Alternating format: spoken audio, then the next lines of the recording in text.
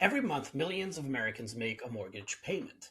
They send money to a bank, a lender, a service, and that money disappears into someone else's pocket. But what if you were the one collecting the payment? What if instead of being the borrower, you became the bank? That's not a metaphor. That's an actual investment strategy. And today's guest has built his entire career teaching everyday investors how to do exactly that. Fred Moskowitz is a fund manager, educator, and best selling author of The Little Green Book of Note Investing. He doesn't buy houses, he doesn't deal with tenants, he buys the mortgage, the piece of paper that says you owe me money every month, and he collects. This is Lancelot's Real Estate Roundtable, and today we're learning how to become the bank.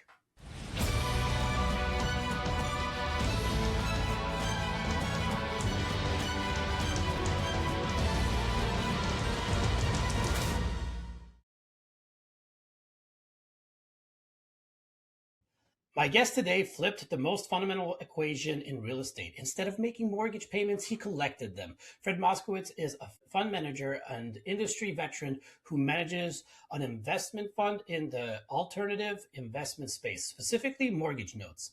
He's also the best-selling author of The Little Green Book of Note Investing, which has become the go-to guide for people who want to create passive income without owning physical property. Fred's mission is simple: teach everyday investors how to step into the shoes of the lender and effectively be the bank. No tenants, no repairs, no 2 a.m. phone calls about a broken pipe, just monthly payments flowing into your account. He also teaches investors how to use self-directed IRAs and HSAs to fund these investments, which is a strategy most people don't even know exists. Fred, welcome to the roundtable. Thank you, Lancelot. It's so great to be here. This is awesome, man. I like what you're doing. And we just had a small conversation before we started this. And I don't think I had a lot of people talking about your specific niche here, which is awesome. So let's get into it. How did you transition into the alternative investment world? And when did you realize the power of mortgage note investing? Well, I got started not in real estate. I started out in life working as a computer engineer in the tech industry. And it was really during an exciting time when I started that. It was during the dot-com boom years, right? If you can remember what that was like. And it was so exciting, but it was a roller coaster ride, ups and downs, very cyclical industry. It still is today. And so what it made me realize was that I was taking on this huge risk by relying on my paycheck from my job. It was my only income source. And I realized that it didn't matter how good of an engineer I was or how loyal of an employee I was. Things could change in the industry and the economy, and I could lose my job through no fault of my own. And so this is what inspired me to take action and get involved in alternative investments. And I looked at many different forms of real estate, did so many different types of deals and projects. And what I was always incentivized by and pursuing, my goal was always building that cash flow. Got you. Right? Owning assets, buying and building assets. And then while you own them, they throw off cash flow and income for you. That was always my desire.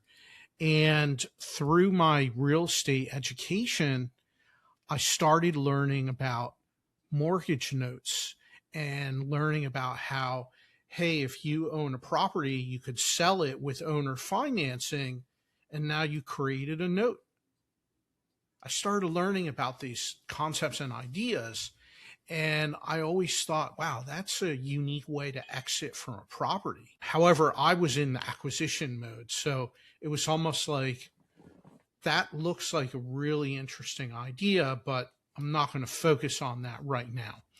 And a number of years later, what happened was I through some of the relationships I had in the investment world, I met these guys that were selling notes. They were bank originated notes being sold on the secondary market. And when I saw that, I knew what it was right away. And I became very interested because let's face it, with mortgage notes, you're making an investment in an asset that's backed by real estate. You have downside protection for your investment, and it generates a nice monthly return. And the best part was that on the secondary market, you could buy them at a discount. And for everyone that's a real estate investor, what is the top priority is buying it for less than the fair market value, getting that discount. Well, with mortgage notes, this is customary. Notes are bought and sold at a discount. And so when you have that, it allows your rate of return and your yield to go higher than the interest rate on the note. So that was very appealing to me. And overall, I saw that this was something that you could really grow and expand into something large, a large portfolio. It's very scalable. And with all of the different vendors and service providers, it really allows you to scale up a large portfolio. And so these factors were all very appealing to me. Got you. So let's clarify a little bit, like kitchen table style here. How does someone actually get started in this? Where do you buy a note? Who sells them? How much capital does someone need for their first note, Well, to get started, there's two ways to do it. There's two approaches. The first way is to be an active note investor, where you go out in the secondary market, build relationships with people, find notes to buy, you analyze them, perform due diligence, build and manage that portfolio. That's active. It's hands-on. It takes a lot of work. And if you have a lot of time, it's a great business to be in. But for some investors, maybe they don't have a lot of time, or they're focusing on their career or focusing on a different business. They don't have a lot of time. And so what you can do there is a passive investing approach, which would be to invest in a mortgage note fund, where the fund managers raise capital, then they'll go out in the secondary market, buy those notes in bulk quantity and negotiate a discount and manage the portfolio, and then pay back a rate of return to the investors. So those are the two approaches, the two ways to get started, to get involved. And it's a very personal choice. There's no right or wrong answer. For each person, it's a different situation. And so I always say, answer the question, how much time do you have? How much time do you want to devote to this activity? And how much capital does someone need for their first note?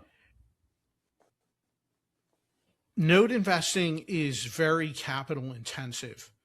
You generally need to have all cash for your transactions, for your acquisitions. You can buy small notes. There are notes that may have a $5,000 loan balance, very small, and it goes all the way up into your jumbo loan territory, right? $1 million plus size loans and everything in between. And so wherever you are on capital, you can find something that is appropriate. The thing to keep in mind is these transactions are all cash. And so what I see a lot of investors doing is they may be getting out of another asset. Maybe they're selling a long-term hold property they've had and scaling down their rental portfolio. And they say, hey, I like the asset class of notes. I understand the real estate. And so you can redeploy that capital. That's a big strategy I see. I see a lot of people that have owned rentals for 10, 15, 20, 25 years, and they've had a large portfolio, self-managed. They say, I'm slowing down a little bit. I want to enjoy life a little bit more.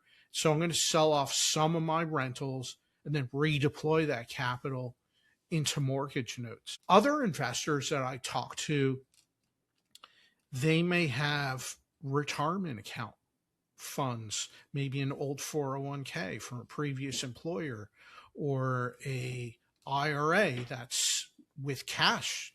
They didn't have any deals to invest in.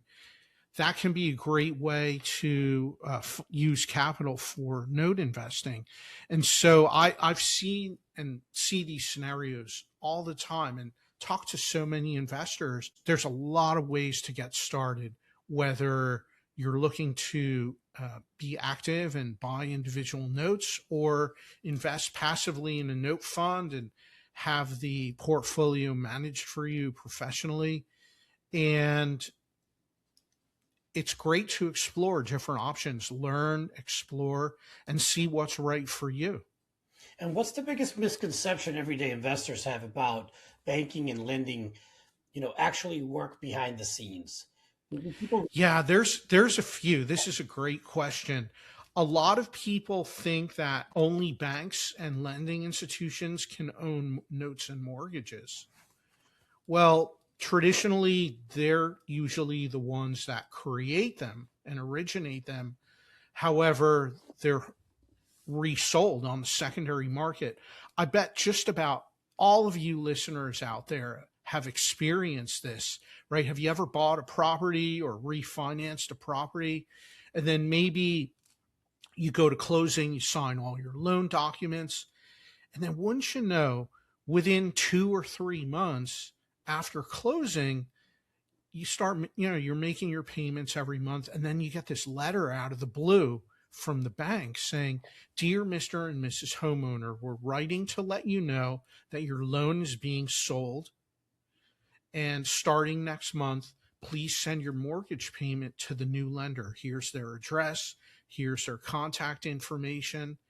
And by the way, don't worry, none of the terms of the loan will change. Your interest rate's the same. Your monthly payment's the same. Everything's the same as agreed. However, please start making your payments to the new lender." And so this happens so often, and just about everyone has experienced that. Well, this is the secondary market at work. What happened behind the scenes is not that there's anything wrong with the loan or anything like that. The original lender sells that note so that they can recapitalize. They're going to recoup their capital. And then the very next day, they're going to turn around and originate a new loan for someone else, because they've built this machine to originate loans, to find borrowers, relationships with realtors and loan officers and mortgage brokers. They have all of that infrastructure in place. And so they want to keep the velocity of money. They want to sell the asset and then quickly redeploy it into a new one, and doing it in a very high volume model. That's how they operate. And so what happens from this is that it opens up a lot of opportunity for us as investors that we're looking to place capital. And we can do that through the secondary market. Okay, so we understand what notes are. Now let's talk about why the passive income angle. When trying to build wealth without creating second full-time job, is it better to be an active or passive investor? Where does note investing fall on the spectrum? And can someone be truly passive with notes, or does it still require work? Yeah. When it comes to deciding whether you want to be active or passive, as I said earlier, it really comes down to how much time and focus you have available to dedicate to it. And so for some people, they like to be hands-on. You want to earn a higher rate of return. You want to do your own deals. You love that game of finding deals, getting them done, right? That's in the blood of investors, I think, and entrepreneurs. That's great. If that's you, fabulous. Go out there and be an active investor. However, that might not be for everyone. Some people may just not have as much time. Maybe you're a successful professional working in your field, in your industry. Maybe you have a business that you're involved in and you have to focus on that. Whatever it is that you're dedicating your time to, focus on that. That's great. Do what you enjoy, do what your calling in life inspires you to do. And for investors that like the idea of the asset class of mortgage notes and the power that it has, it can be a really compelling approach to invest passively, invest in a note fund that you get to leverage. And this is very important. You get to leverage the expertise, the experience, the relationships that the fund managers and their team have with building and managing that portfolio, and you benefit from that, right? It's always powerful to be able to leverage the skills and experience of others that can do something at a high level of excellence. Got you. What are the hidden benefits of passive investing that traditional stock market investors or landlords completely overlook? Well, with stock market investing, that's a very different type of asset. It's very volatile. There's swings. And while stock market investing may have a place in your portfolio of all of your different investments, when you want to diversify, then that's where you can look at real estate assets, at mortgage notes. It's about diversification. And what I've found, especially working in the engineering world and the tech industry, so many of my peers and colleagues, they were 100% in the stock market. All of their investments, their whole 401k, everything was all, and that's all they had as far as their investments. And so if that sounds like what you might have, I would encourage you to look at other alternatives, look at some ways to diversify. But with mortgage notes, it's a great way to get into real estate, have real estate exposure without having the need to own and manage rentals, deal with repairs, renovations, tenants, all of property management activities, which can take up a lot of time and a lot of focus. And so sometimes when I meet investors that they've shied away from real estate because of those burdens of ownership, well, think about it from the perspective of the lender. You don't have to deal with any of that. You're sitting there in a secured position, secured by real estate. The management and maintenance of the property is handled by the homeowner. And no matter what happens, the lender is going to get paid either as agreed on schedule or maybe later when the property is sold. And so that's the strong position of being a secured lien holder on title. And how do you help a busy professional, someone working 60 hours a week, shift their mindset from trading time for money to building passive income? Yeah, this is really critical. I always encourage people, have a system and a plan to take a portion of your earnings and make that a budget line item to put towards investing, whatever type of investing you want to do, whether it's buying real estate or buying mortgage notes or building a business, whatever it might be, but carve off a slice of your income and use technology to automate it for you so you don't even have to think about it. The same way that the IRS requires your tax payments to be deducted from your paycheck before you get it, you can do the same thing. You can use that same playbook and carve off a slice of your paycheck with direct deposit, put it in a side account that's now your investment money, and build that up and then go and acquire assets with it. So I always encourage people systematize it and leverage the technology that we have to help us so that you don't have to think about it anymore. And it makes it automatic, and you have the power of time on your side working consistently. And before you know it, you're going to have this pool of capital available that now you can go out and invest in some assets. Gotcha. What's the first mental barrier you have to break when you're talking to these people? And how long does it take to replace active income with passive income? How long does it take? It depends on your risk tolerance, your timing, how much capital are you working with, how much income are you looking to replace. And I always like to say, start small, just start building, build one asset a year, start with that, right? Whether it's buy one rental property a year or buy one note a year, buy it, get it set up. Maybe you invest in a note fund, do that, let it get set up, stabilized, try it out, see how you like it. And if you feel that, hey, this is successful for me, this is working for me, then maybe the next year comes and you do it again and keep repeating that, right? Think about this. If you're starting out in life, new career, maybe you're at your first job, full-time job, 20-something years old, right? Starting out in life, what would happen for that person if you bought one rental a year, just one a year, and held it long term, held it for 10 or 20 years?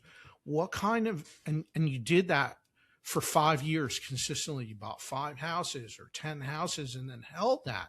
Or notes, you did it with notes, 5 notes or 10 notes, hold that for 10 years. What kind of growth and compounding, what kind of an impact to your financial life and stability will that create?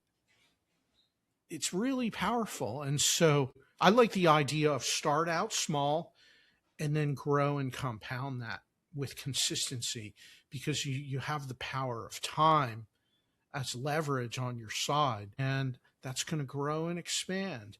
And whatever cash flow and income you're earning, you could let that build up and then use that to help buy the next asset you buy. This is a really powerful effect, and it all revolves around the idea that time is on your side. All right, let's do the head-to-head now. Paper versus property, okay? How does note investing compare to direct real estate ownership, cash flow, and risk head-to-head? What return can a note investor expect versus a landlord? And where does each strategy win and where does it lose? So with a property, when you own a property, buy it directly and set it up as a rental, you earn 4 ways. You have cash flow from your rental income. You have loan amortization, where your loan balance is being paid down by the tenants through the rent they pay. You have the tax benefits, which are depreciation, the write-offs, interest deductions, all of those things.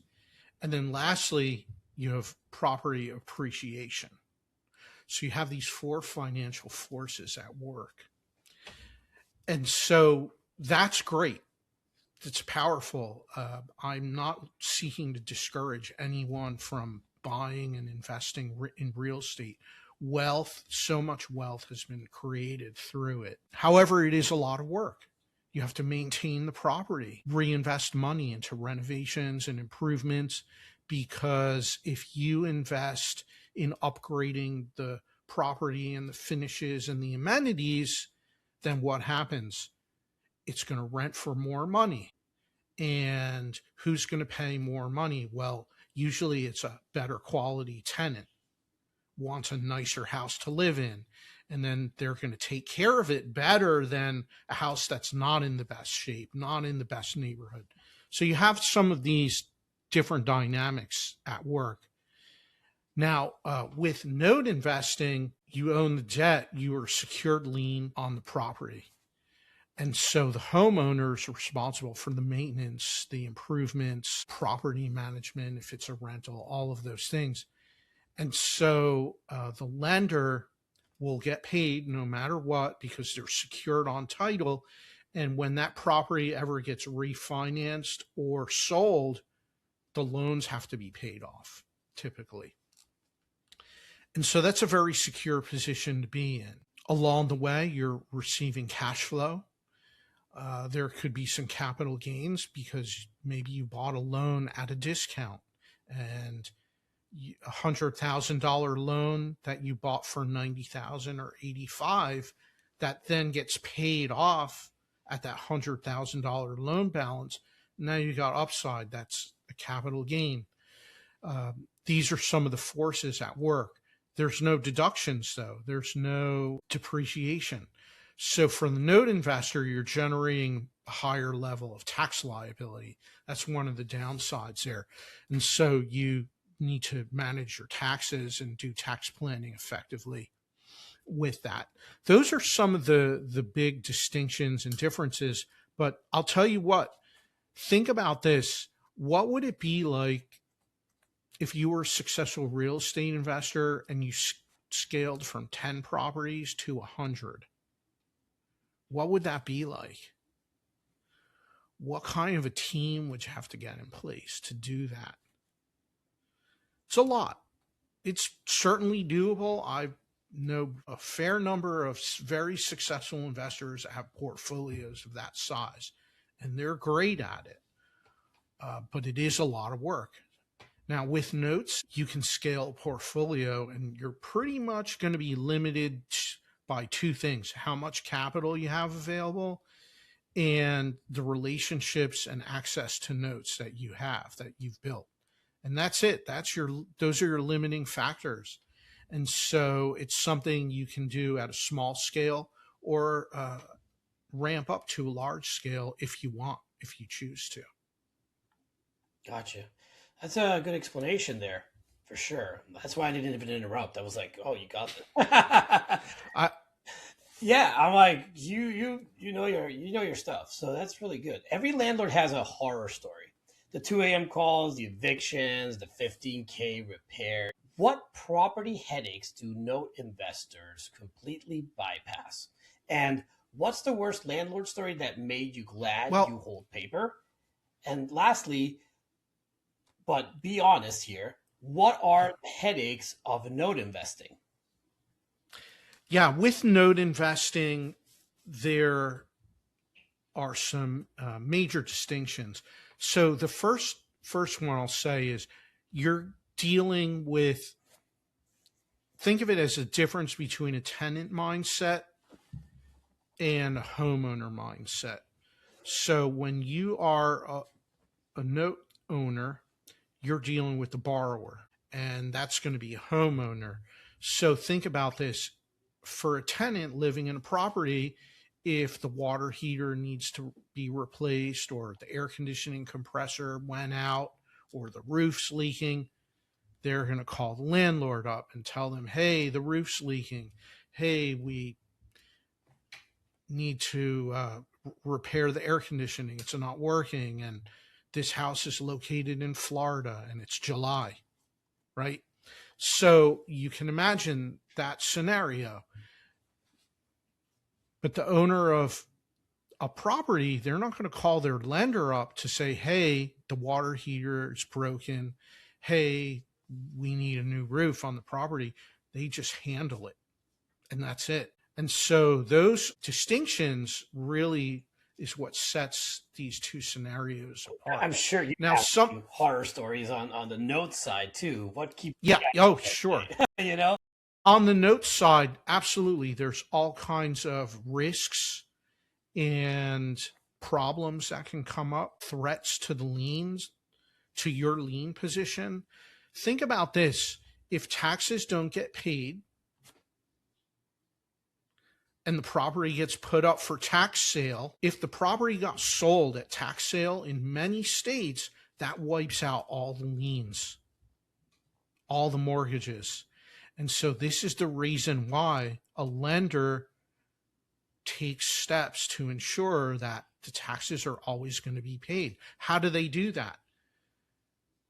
They're going to create an escrow account.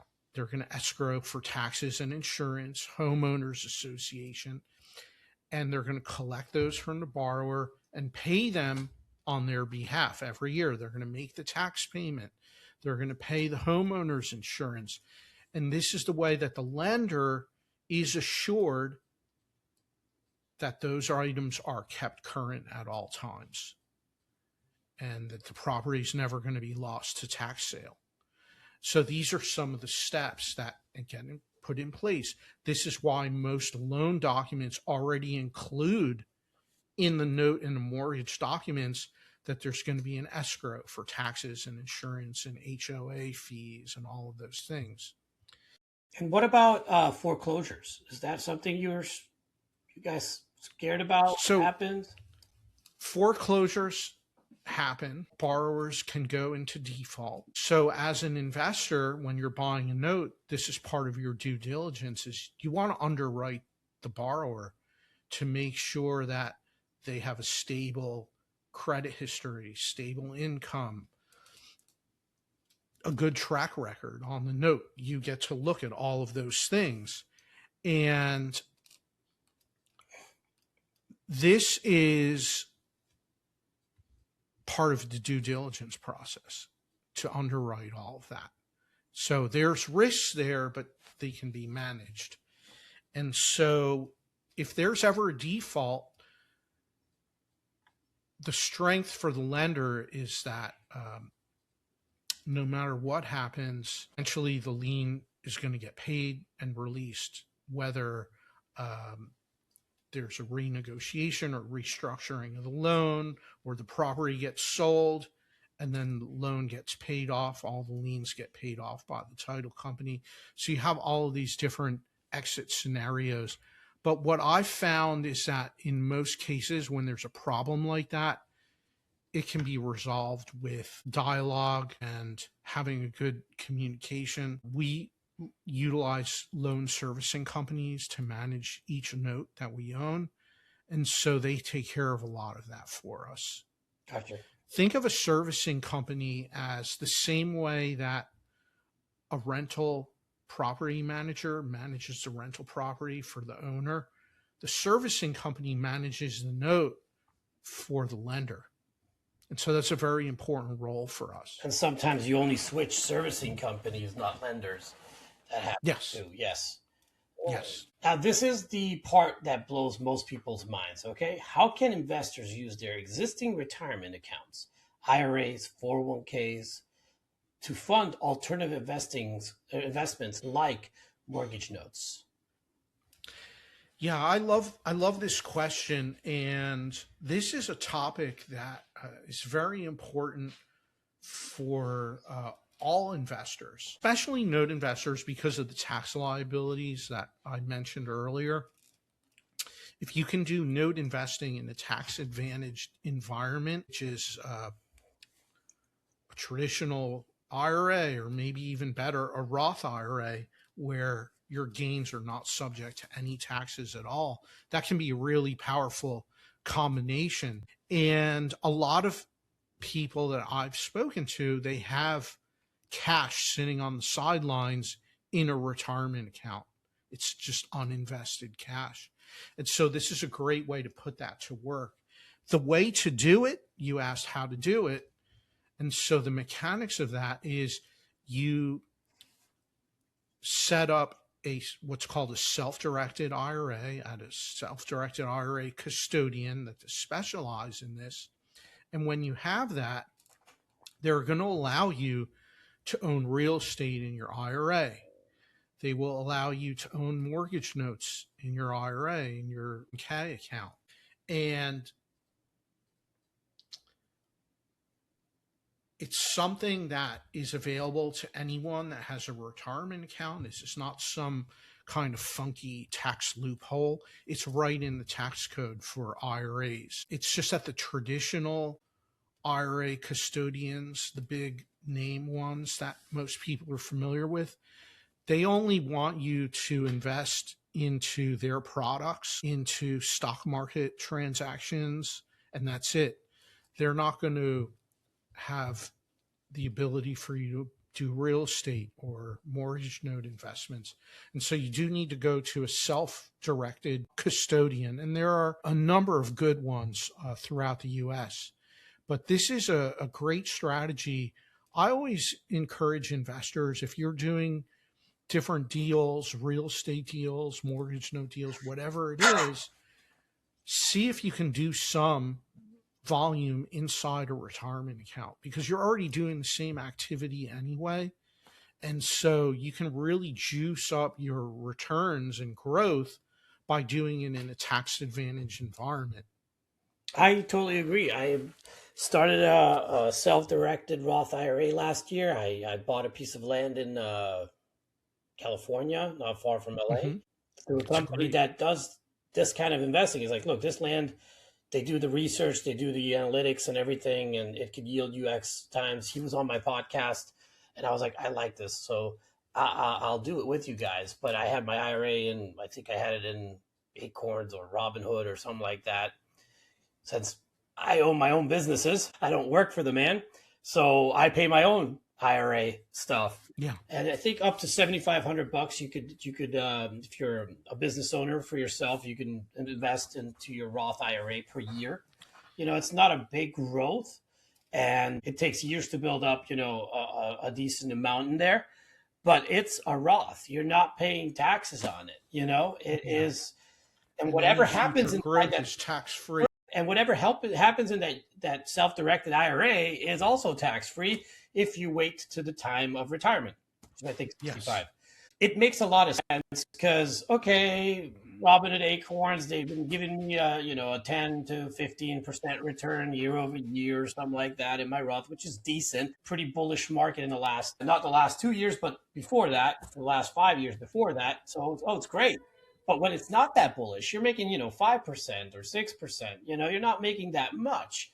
So if you do real estate investing within that, you can have a much more bullish return. And guess what? If you own rentals, I don't know about note investing, but rentals within your Roth IRA or your IRA, the rental income goes in there.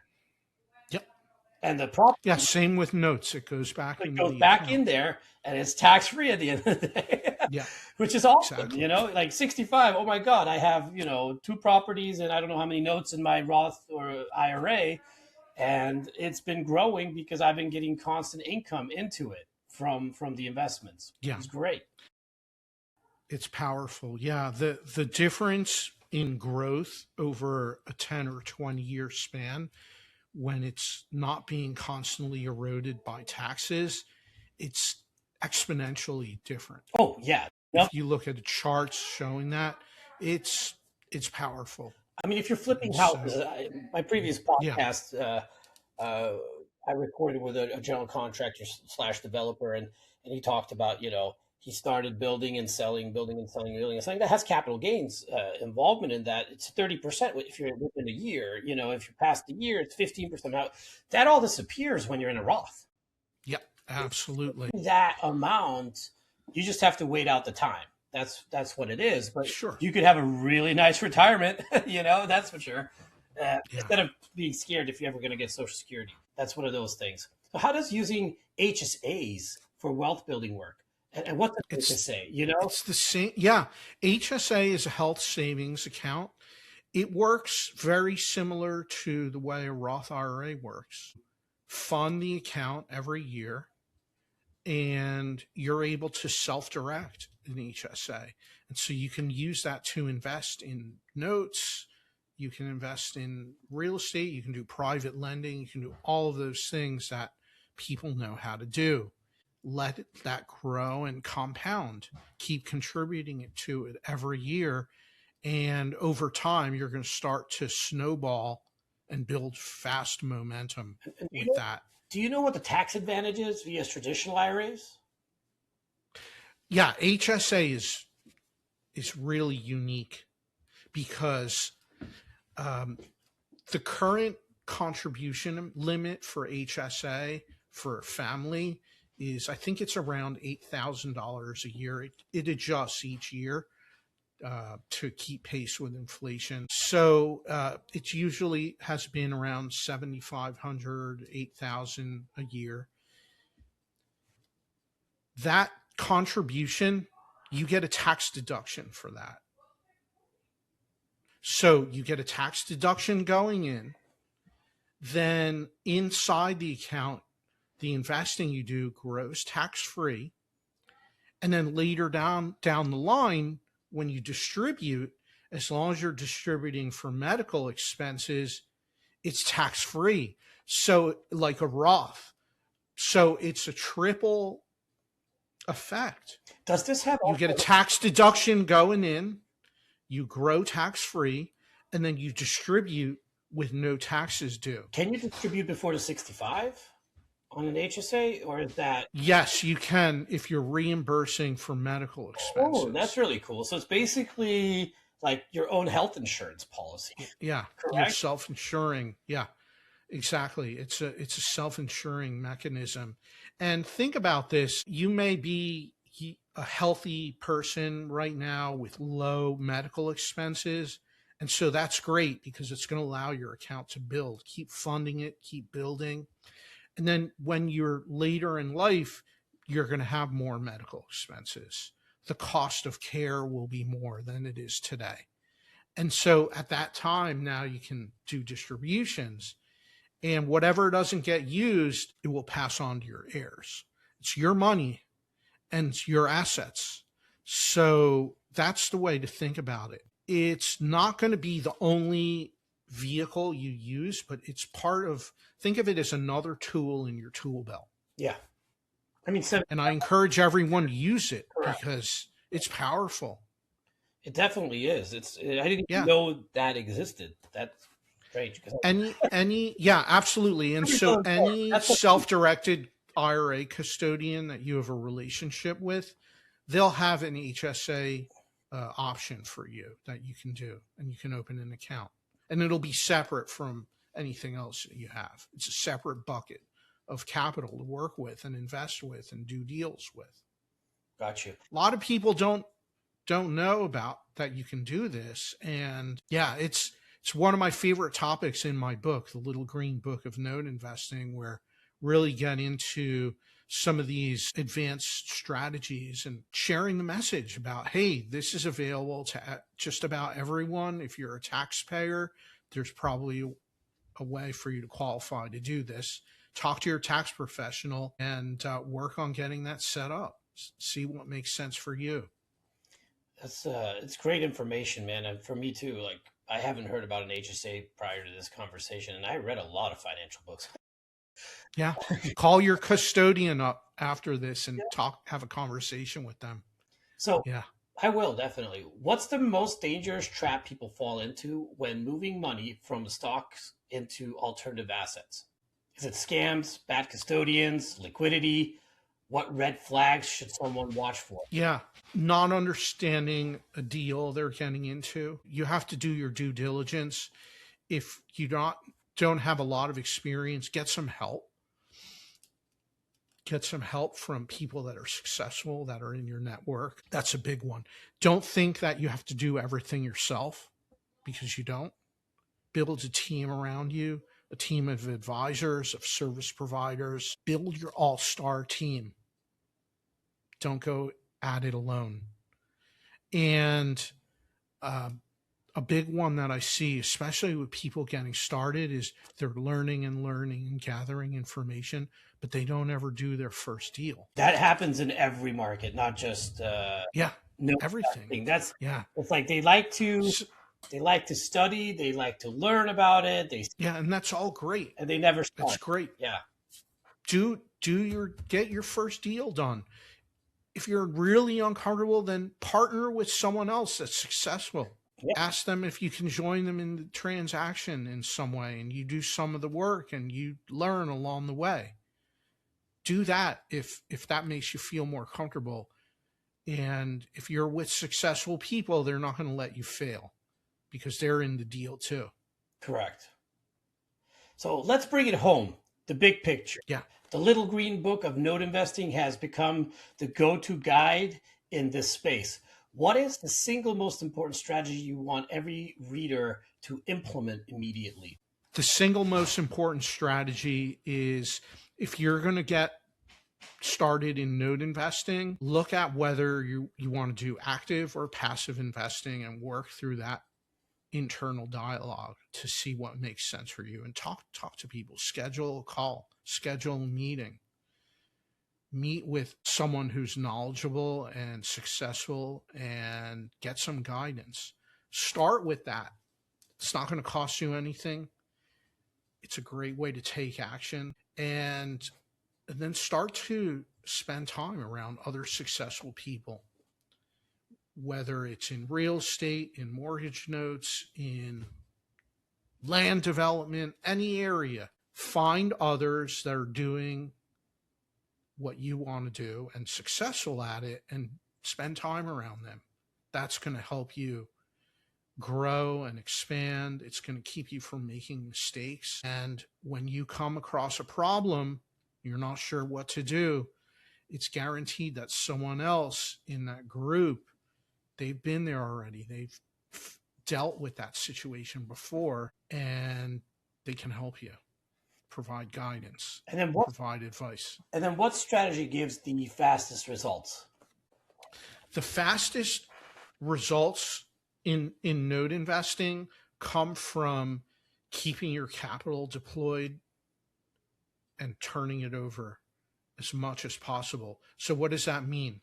It means you are reinvesting your proceeds and profits. Loans get paid off.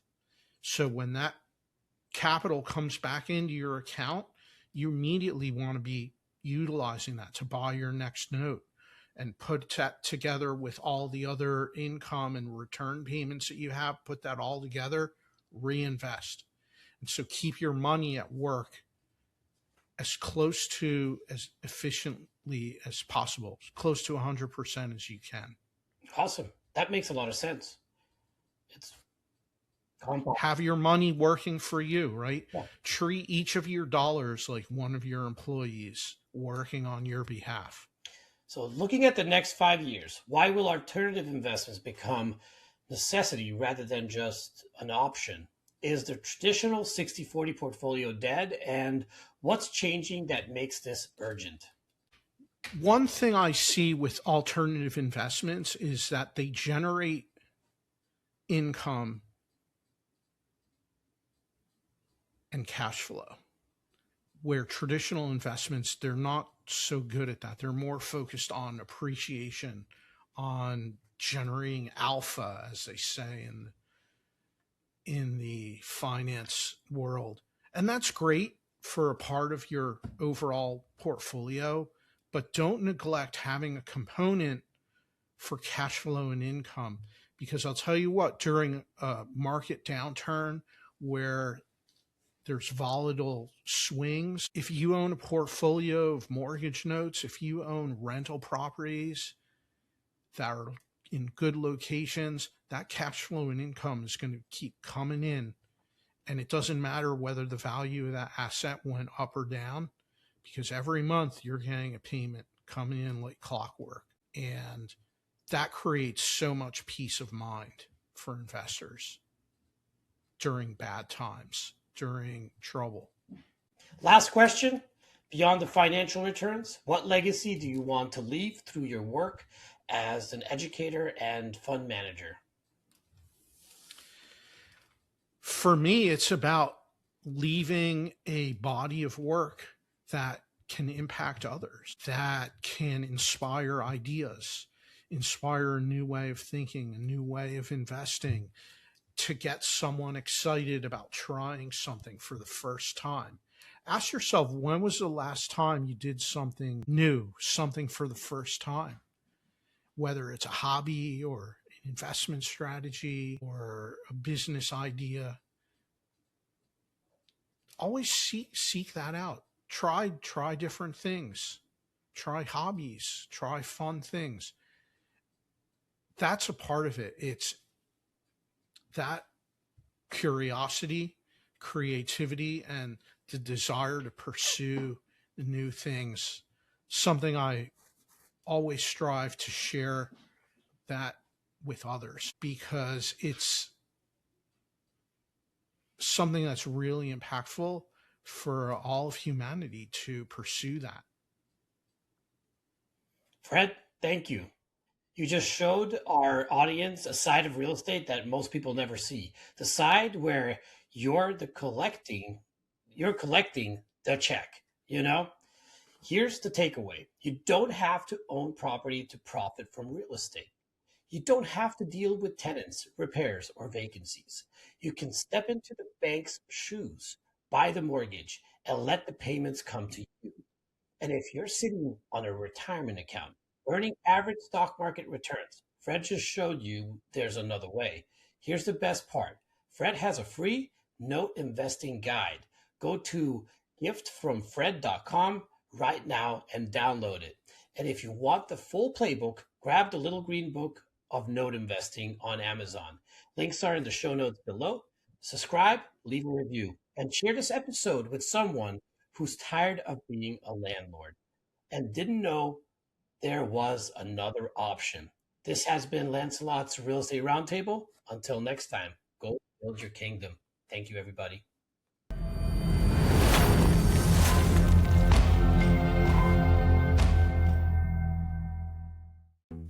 Thank you for joining us on Sir Lancelot's Real Estate Roundtable, where we've unveiled the mysteries of real estate together. Remember, in this kingdom of possibilities, every dream home is just a discussion away.